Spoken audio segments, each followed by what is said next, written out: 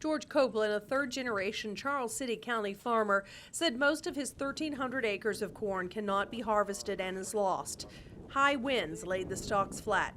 We have crop insurance today, which, you know, will protect you up to about 80 bushels to the acre. Farmers are also reporting damage to tobacco and cotton crops. Cotton fields like this one in Isle of Wight County lay heavy from rain and winds that gusted over 80 miles an hour. Some areas of the state saw as much as 16 inches of rainfall. 14 counties in eastern Virginia were under a hurricane warning.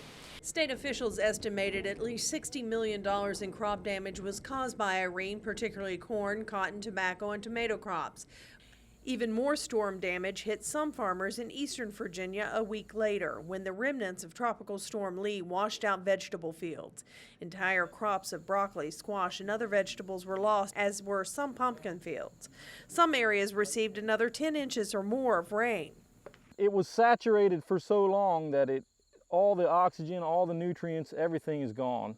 The roots basically rotted off because it was just underwater too long. So somehow the weeds survive it, but the broccoli didn't make it. Farmers could receive low-interest loans from the federal government if an agricultural disaster is declared in Virginia.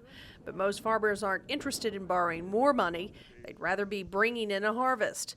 While farmers like George Copeland continue to assess the damages, he says it's likely he will file for relief and he will continue farming. I mean, this is what we do for a living, and when stuff like this happens, you just do the best you can and try to go again, you know. But, you know, it would be hard for any business to go through something like this. Reporting in Charles City County, I'm Sherry McKinney.